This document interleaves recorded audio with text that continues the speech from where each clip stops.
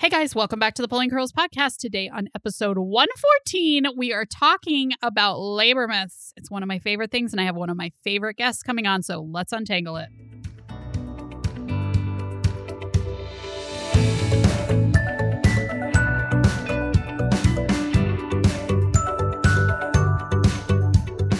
Hi, I'm Hillary Erickson, the curly head behind the Pulling Curls podcast, where we untangle pregnancy, parenting, home, and even travel. We know there's no right answer for every family, but hopefully we can spark some ideas that will work for yours. Life's tangled, just like my hair.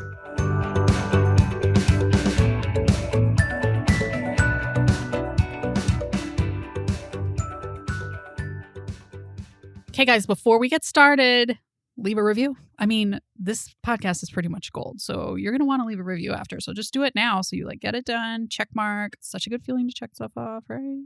Today's guest is one of my favorite people. I think this is her third, possibly her fourth time on the podcast, but we just love getting together and talking about the labor rooms. She is the birth nurse on TikTok and Instagram. She's just amazing, and she talks a lot about birth trauma. She really changed how I looked at birth trauma, but I want to introduce today's guest, Mandy Irby, the birth nurse.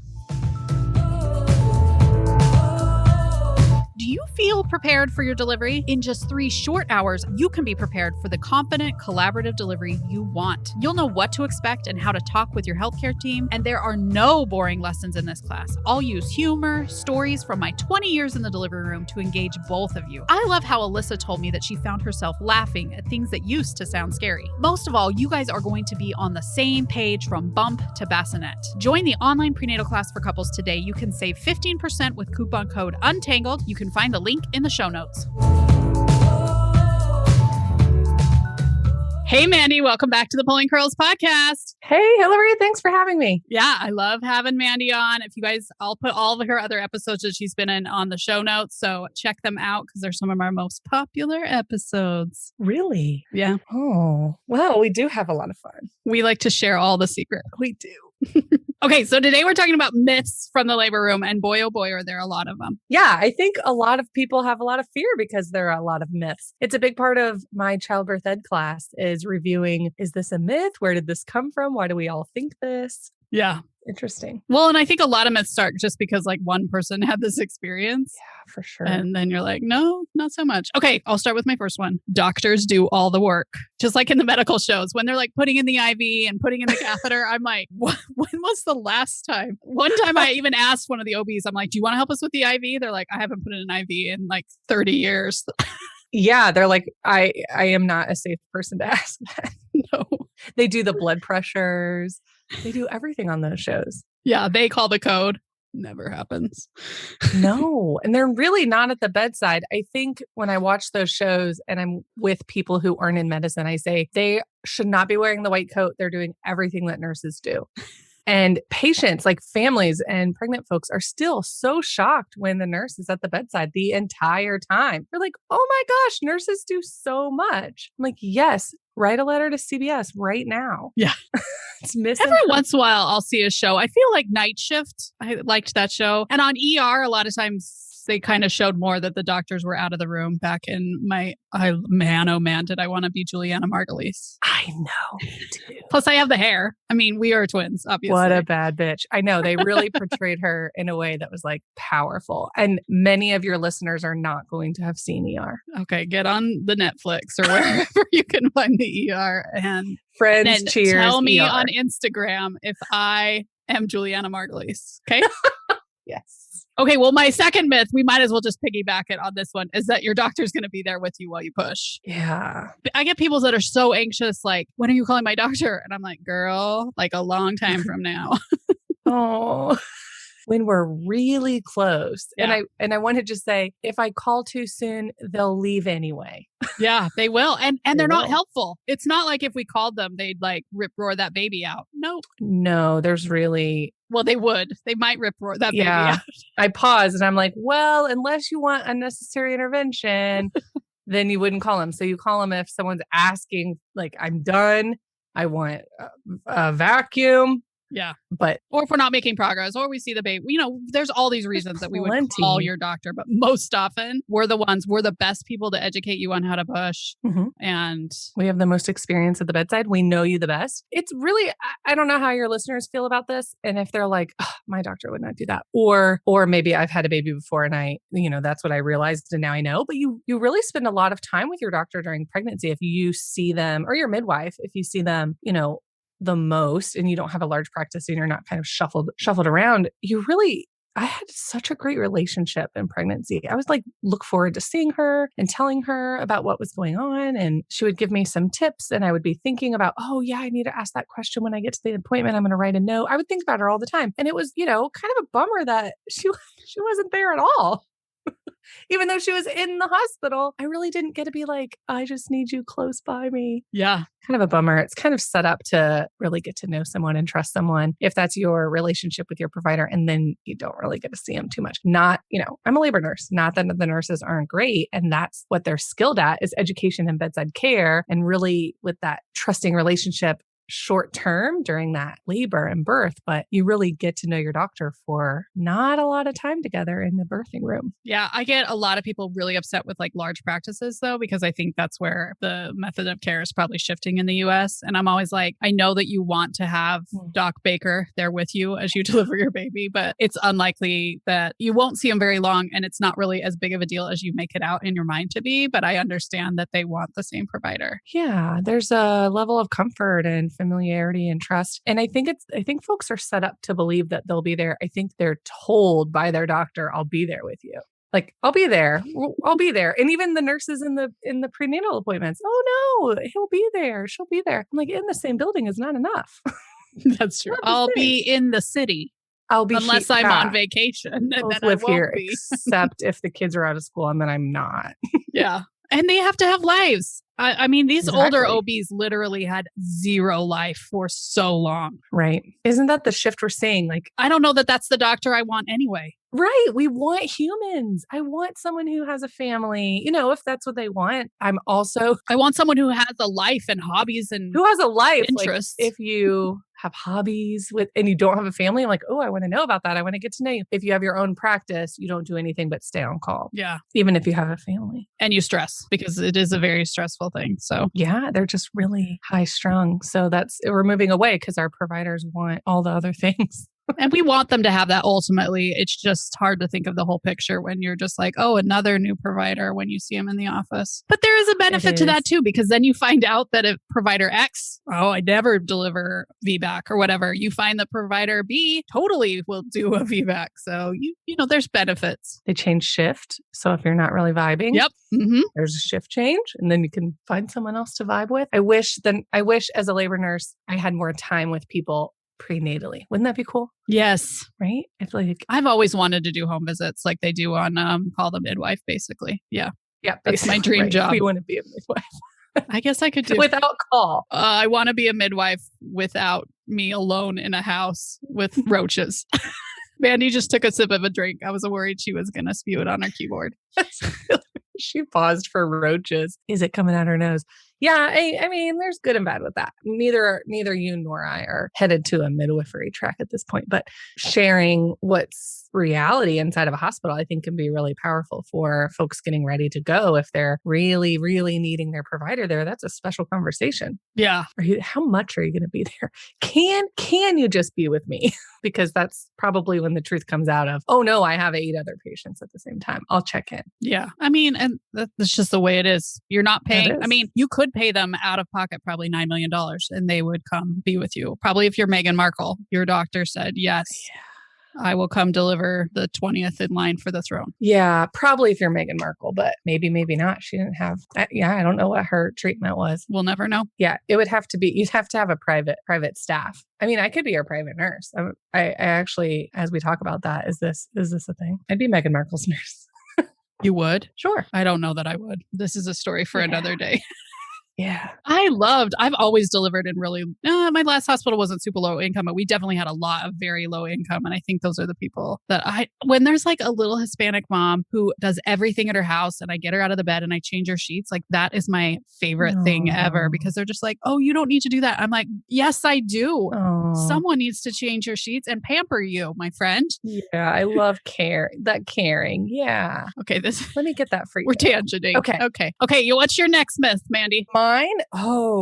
Mine's kind of a theme. Mine is that people think that there are so many rules in labor. And we've done a whole podcast episode on rules in labor. Yep. But it's a strong myth held by birthing people, birthing folks, and nurses and physicians and providers that patients and birthing people have to follow hospital policies. Nope, I do. Yep, the nurse does. Well, I did. I did. We did. Yeah. And I think it's so funny when the doctor like hides behind, this is the hospital policy. I'm like, no. Funny, not funny, right? This is what I have to say and tell you. This is my recommendation according to the information that I have, the information that I've read by choice. This is the information I've chosen to believe. Right? Exactly. I'm like, wait a second. We're not talking about complete evidence-based care inside of hospital systems right now. So a lot of it is subjective and biased. And that's coming from two people working on our biases, right? We understand that everyone is biased inside the hospital. Yeah. But the policies are for the hospital. They're not for the folks coming in. So I get a lot of questions, especially in class, but on social media. Oh my gosh, I had no idea I couldn't push in any other position besides my back. And that's a myth held by people who've given birth. I think, so I see on TikTok all the time that it's the hospital policy that you give birth on your back. And I'm like, there will never be a policy that requires a patient to give birth on their back. I think policies are often made up also. It's the whole hospital culture, or it's culture, just what right? we usually do. Yes. And there might be a policy about safe use of stirrups. Like there might be some really archaic information in policies that can totally happen if people don't want to change them. But also culture and policy are used interchangeably and still really don't have much to do with the client. Well, and the good news is any policy that you say, no, I don't want that, you are going to get a boatload of education. So let's say our policy is that we have constant fetal monitoring if you're on Pitocin.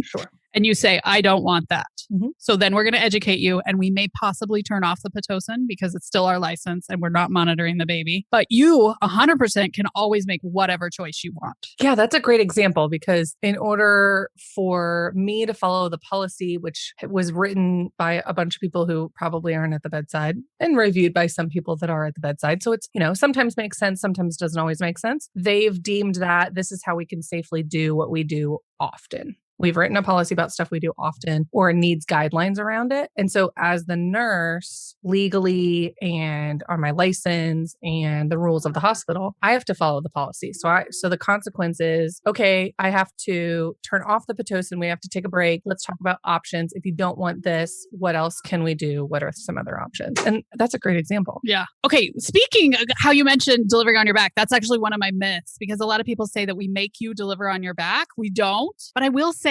that a lot of my patients with an epidural, like we'll go side to side and we'll try and do some other things. And then I'll be like, what do you like? What do you prefer? And they'll be like, I kind of liked on my back. And I'm like, great, let's make it work. I love that. Let's make it work. I do think some places force birthing on your back just because I have thousands of comments that I will say a lot of that. Doctors only will deliver on their back. Yep. So goes back to policy. When people say it's our policy, it may very well be doctor preference. And now you're weighing, is the doctor's preference better, like more important than my preference or anyone else's preference, which no one's preference should matter except the person giving birth. Yeah. I mean, that all being said, if you are in like baby stuck and you're like, no, I want to do this. And the doctor's like, my best way to get this baby out is to flip you on your back because that's how I best know to do these maneuvers. Then at that point, let them do their best work.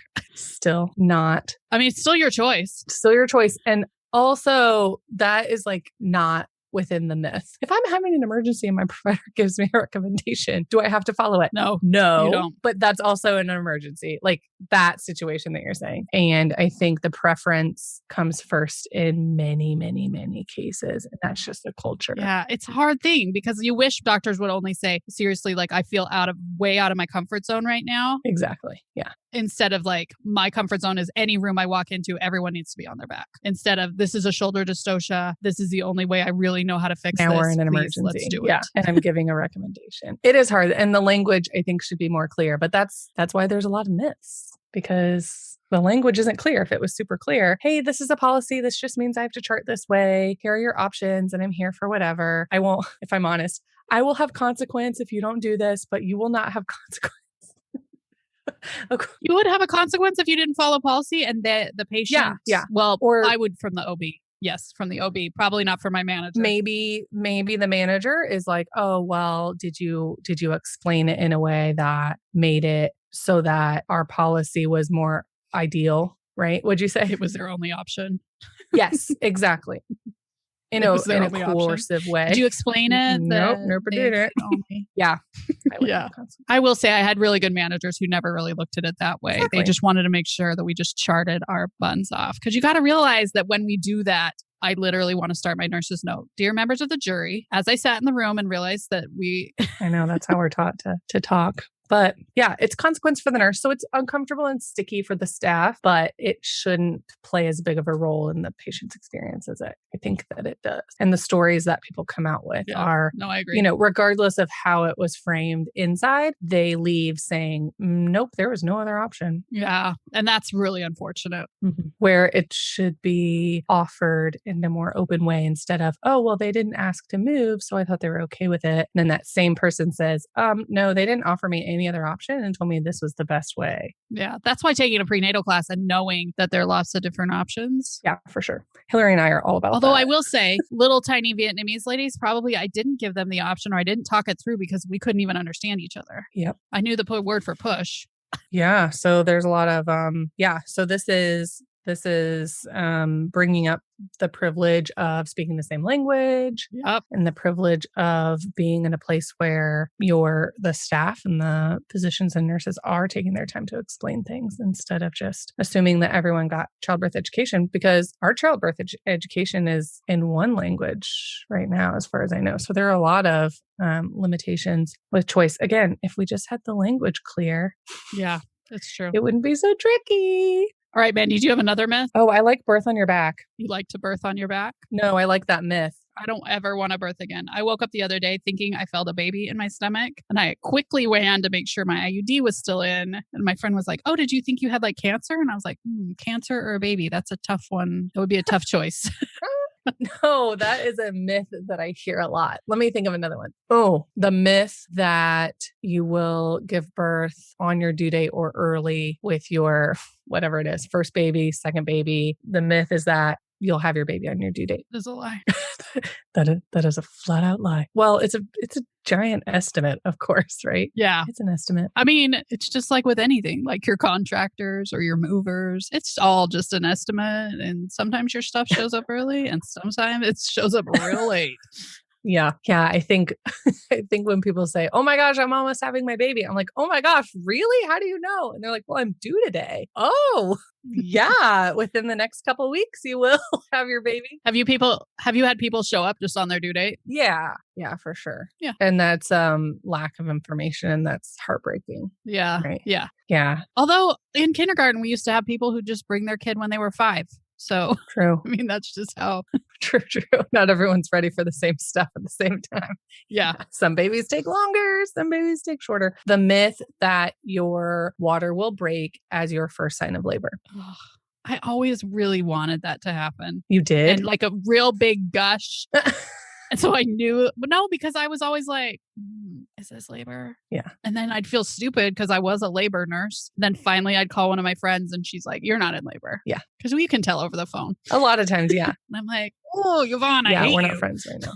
Don't call me again. And I'm not going to tell you when my baby's born. Bye. It's hard for nurses. I have nurses in my childbirth ed class and they're like, I'm silly taking this class as a nurse. I was like, okay, well, think of it as continuing education. And then they're like, oh my gosh, labor nurses really don't have a personal perspective on this. We just kind of teach from what we hear and what we see, but we don't really know what it feels like. And yeah, there is no big boom usually when labor starts. No. The movies, however, your water breaks in Walmart, everyone sees it, and everyone tells you, okay, I didn't want your that. baby is coming. Commercial break, and then boom, your baby's coming. And it's out. It's actually out after the commercial. And it's not an extra long commercial break. It's just a regular one. It's a Hulu. Yeah. It's a drive to the hospital and then boom, you have a baby. And that can cause a lot of fear and also confusion because physiologically, what is it? 10% of folks' water breaks at first. It's real low. It's like just a tad higher than the percentage of folks who will have a baby on their due date. It's just not as common. I mean, even if you're a rip roaring labor at home and then your water breaks, like just breaking your water outside the hospital is pretty low. Yeah, for sure. Yeah. One of mine was that it takes a long time. Like pushing doesn't take very long. Yeah. Like that baby just slides right out once we start to push. Yeah. It is a surprise when it's like, oh, wow, we've been doing this for 2 hours. Yeah. And you're like, this is average, my friend. Yeah. You're doing great. Takes a Because while. I think everybody feels like a big failure. Right. I know I did. My second baby was way bigger. And I kept being like, is he even moving? Am I just the worst pusher ever? Because get him out. Yeah. Like so many factors Yeah. play into that. Yeah. Physiologically, your water stays intact, right? Physiologically, it stays intact and it's protective. Yeah. And it's nice when you're laboring without your water broken. It's a little bit easier. And Yeah. Yeah. And it's, there's the clock. If you're laboring in a hospital, that clock, everyone looking at you like the clock started, isn't there until your water's broken. And then they're like, oh, well, I have to do something. We just broke your water. So now we have to do something else. We wouldn't want you to be pregnant all day. So without it broken, with leaving it intact, it usually breaks like what? Transition or pushing. And that's a surprise to some people. What if it never breaks? then your baby lives in its amniotic sac its whole life. Yeah. Then it's just Haven't you seen the kindergartners? They're just a tadpole in a sack. I'm like, no, then it's your lucky baby. Although when I start pushing without it being broken, I'm always like, because I'm afraid it'll break while we're pushing and go all over me and into my mouth. And well, now I think since last year, you've got a mask face on, shields. you got shields. Yeah, that's true. Everyone's much more covered up. I hope that there's more in-call births because of that. Because again, preferences dictate that the nurse and the provider want to break the water as you're pushing because of the pressure behind it. So the pressure is greater, the water breaks. There's a balloon in front of the head, and that usually sprays, and it can spray like across the room. It's pretty. Yeah, but also you can just tuck the chucks up a little bit. If you're anticipating, if it's a controlled, right, if someone breaks it for you, if they don't, then it potentially could go everywhere. And that's safety, personal preference. I feel like if you're on hands and knees and aiming down, it's not going to spray on anyone. If you're in the bed. I just would stick a chucks over them mostly and then just take a glance at it. I think it's so cool. Because there is a safety, we want to keep our nurses safe Sure. and we don't know what you have and we probably don't want it in our mouths. Just like you probably don't want RP in your mouth. So we put masks on. Yeah. The face shields. Yeah. But happening at the end is not absurd. It's actually physiologic and pretty cool you might be able to see it. I don't know. I think it's cool. The baby can be born with a sack around it. And the first time I was delivering it myself. Oh gosh. And I was like, because it was fast. What the heck is wrong with this baby? And then there's a skin over the face. Yes. And then the more experienced nurse was like, it's being born in the sack, Hillary. Yeah. And I was like, okay, yeah, this is cool. It's fine. Yeah. Well, because the water doesn't look like a head and it looks like water with like white stuff floating in it. And so as the baby, or what we think the baby is coming through and crowning, it is white. And so I always thought, oh my gosh, what's wrong with the baby's skin? Is the baby not perfusing? What is happening? Why is the baby like stark white? Oh my gosh, it's a bag. And right then the bag breaks, of course. I'm like, oh, the realization, and it sprays everywhere. And it can be a little unsettling if you're not expecting it with the bag over the baby's face, but you just peel it away and baby's born. No. And then after that, I was like, cool with it. But it's your first one and you're delivering it. You're like, everything. I am so screwed. Let me just hand my license over. I don't know. I broke the baby before the baby came out. Baby was fine. Just side note. And so that pushing experience, my guess is that person gave birth quickly. Yeah. Oh, yeah.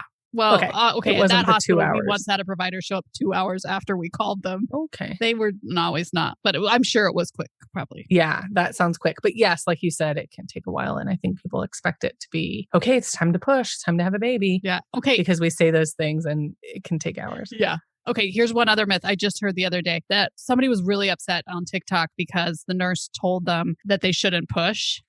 And just an FYI, we're required to say, your doctor's not here. We probably shouldn't push. And we're required to chart that. And then I wink at them. And then I'm like, side note, this is going to be the first baby I've ever delivered. Oh, that's interesting. It's interesting when we always talk about like requirements and charting and things like that, being nurses from different states and different parts of the country. I would not Now, maybe I used to in my early days, but I would never tell someone not to push. Oh, they said we were required to say it just so that we could cover our buns in case something happened. Sure. I mean, I understand it, but I also can do a lot of damage. So No, I it can agree. be really, damaging to the person's body, to the baby as well. So if someone says, no, my nurse never said don't push. She just looked at me with huge eyes and was panting like a dog so that I would breathe. That's what I do. That's what you chart. Just blow. I would know. I would chart initiated panting. and panting initiated. Yes. Panting activated. Panting protocol. That's what I would have. I'd have the big eyes, panting protocol. Watch my eyes. Because there's no way they can stop pushing if they have the urge. And also contractions happen. So I wouldn't want to blame or shame them if the baby comes out and they're like, because I've heard that it's like that awful sound in their voice. I swear I wasn't pushing. I'm like, we don't care. No. And You're the beauty amazing. is if your baby just comes out where you're not giving a whole lot of effort, then it's going to come out fine. The problem is there's no problem. Yeah. If we're pushing really, really. So really that's up to me. Like, maybe, coached pushing. If that was happening, I would chart that I was not doing that. And I was encouraging the patient to blow. But I can't also, that's the problem with the hospital. It is true. Your doctor isn't always right there. Not a problem with the pushing. And I think like 90% of my first year was learning when to call the provider because it is just such a sticky, they do not want to be there early and they do not want to be there late. Gosh. And and then my patient says, do you think we're going to have this baby by, 10 p.m.? I'm like, I have no idea. I literally have no idea. But the hardest part of my job is timing perfectly when to call your doctor into the room. Right. They're like, I thought you didn't know. I didn't. I guessed with the information that I had, and sometimes it's too early, sometimes it's too late. It's impossible. Yeah, that is the hardest. So you got to realize that your nurse is trying to balance all of that, and that again is part of that's the huge hospital problem. Personally, I think. Yeah, I think you're right. We're really having to balance that provider's wishes exactly against what the patient, being there a half hour early, is that going to kill you? You definitely have charting and notes to write. Exactly. It should not be our priority. Our priority should be our patient and their safety and our charting and, all the things that should be our priority. And as the nurse, I don't take the bottom of the bed off. Usually my patients are on their side or they have a peanut ball or it's really not logistically possible. No, I don't. But then the baby's just kind of, I'm there and the baby's in the bed. I don't encourage nurses catching a baby, but I also wouldn't want to encourage the forcing of not pushing. Just no. You sit there, you ask for another hand, you call them to the nurse's station, never leave the patient's side. And then they have a baby in the bed, Yep. And then you initiate the next steps as safely as possible, as we do, routinely. Yeah. When providers aren't there. But I did see that conversation on TikTok and it happens a lot and it sounds very painful, emotionally painful, really upsetting and distressing. Yeah. So just so you guys know, the nurse may be required to chart that, but then you can do whatever the heck you want because it is our policy. And again, that's our license. So we can't be there to deliver any other babies if we lose our license. And we also can't feed our little kids. So we do have to follow some policies. But again, you don't. Yeah. I love that. Hillary. Yeah, we have to, but there's like, what's the consequence? The consequence is to us. Mm-hmm. If we don't. The consequence is not to you. You have a baby. And then the consequence might be you feel the need to discuss that issue with your provider. Where were you? Yeah. Why couldn't you be there a half hour early? Why did you need to go do the thing that you needed to do when you were encouraging me to have a baby? Yeah. Yeah. And sometimes it just happens. Sometimes, sure. Yeah. Suddenly, like I've seen eyes between legs and they're like, you were 4 centimeters last time I checked you. Took a nap after your amazing epidural and boom. Yeah. Oh my gosh. We're all surprised. Yeah. We always seem so shocked when everyone's met the goal and the baby's coming out. And then, oh my gosh, I was thinking about this the other day. Everyone's like, call everyone. The baby's coming. We've been here for 10 hours together trying for this. And now everyone is like, drops their pants. When it actually happens. Like, weren't we prepared? Nope, not prepared. And I think that's the surprise is people are like, wait, now I wait? No, I'm starving. No way, I'm not waiting. Yeah. Okay, that's my last myth. That people are always like saying they're going to be, no, I had one more. that they're going to be hungry in labor. People always are like, I'm so worried that I'm not going to be able to eat. And I very rarely, I mean, I would check it with my patients and be like, hey, I have food. Don't tell anybody I said that. How are you doing? Could I get you an icy or some juice or, and they're like, no. And the husband's like, yeah, you should drink. And she's like, I'm not hungry. And it's like when you're running away from a bear, your body is kind of running away from a bear. They're just not going to be hungry while they're running away from the bear. But as soon as the bear's gone, famished. Give me a turkey leg. I would eat a bear. Give me a turkey leg. I would eat anything. Yes, I remember. I wonder if your listeners who've had babies remember that first meal. It's that first meal. People always remember, oh, that made me sick in labor. Like I won't be eating that. And then my first meal, some really raunchy turkey sandwiches. Like I would never eat otherwise. Yes, but it was like pure bliss. Dreamy. And I never cut myself off from food in my labors because, I know about the policies and they don't matter to me. And if I was hungry, I was going to eat. My food bag was huge. I can only, educate on my personal experience, but my food bag was huge and stayed huge. I ate Thai food and I was like, oh yeah, I just can't sit still long enough. Like I was kind of hungry, but I couldn't sit still. And I was like, okay, it's probably time to go to the hospital if I can't eat this amazing dinner that I have. But the food bag stayed full because there's just a lot of work to be done. It's helpful, I think, to have options of like ice, like the kind of stuff you have at the hospital. But I think postpartum, I say, don't skimp on the food bag. You will be hungry at some point. It probably won't be in labor. Or your partner will be because, they might not be able to get out or whatever. I always let them slip out in the hallway or just trail mix, something that doesn't smell, not like KFC. No, I thought when you said that the partner was like, yes, get the food. I thought they were like, I'm hungry because I don't have labor hormones and I'm starving. It can be a long process. Yeah, having food is great, but it's kind of funny when you look back and you're like, I just wasn't hungry. Huh, that's weird. A lot of things end up being that way. Like I didn't shave before I had the baby. Turns out I didn't care. I pooped on the delivery chair. Turns out I didn't care. Turns out I didn't even know. I took my shirt off. Didn't care. It's just not the way you would be while you're just regular life. It's just not. But you also can't anticipate it. Like I left clothes on for one and I'm like, oh no, I thought I would be fine being naked and I just wasn't. And then other things just didn't matter like I thought they would. You just can't guess. And then you look back and you're like, I guess that's why we just like to tell our stories a lot. Our birth stories. Yeah. It's a big deal. And you're like, oh man, I planned so much. I took Hillary's class. I took Mandy's class. I listened to their podcast. I was on their TikTok and man, so much stuff still happened that surprised me. Yeah. I love it. But isn't all of parenting that way? Oh, I'll never let my teenager have a cell phone. Right. Lies. All lies. All lies. I have a small trampoline in my backyard. That was ooh. I didn't end up doing that. Most nurses were like, really, Mandy? Really? Is your insurance that good? We have a tiny one in our playroom because it's Arizona. So during the summer when we had small kids, it was hard to get out our wiggles. So we have one of those tiny ones. They would like stand behind the couch and jump on it. Hey, I'd put my kid on a leash if I needed to at this point. All the things I said I wouldn't do. Like sometimes you just got to get that energy out. Oh, I totally leashed my kids, but we also live by the Grand Canyon. It's like motherhood heck. Motherhood heck. Wait, like that close to the canyon, like you put your leash on a kid so they didn't drop into the canyon? It's like the worst. It is literally just like right there. They could just fall to their death. Oh man, you got to have like fence with barbed wire. Well, newsflash, when it's a protected national park, there is no fence. Yeah. Anyway, I've totally leashed kids, but I don't think I would have said I wouldn't leash kids before. That's just how I am. I'm a leasher.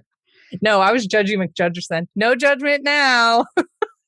Sorry about all of that. No, you just kind of go with it. And then you get to tell the funny story at the end. All right, let's summarize these myths for our good listeners. So the main thing that I think we learned is that nurses and possibly doctors, although doctors can always override policy. So whatever they're telling you about policy is a big fat lie. Might have to follow policies, but as a patient, you don't.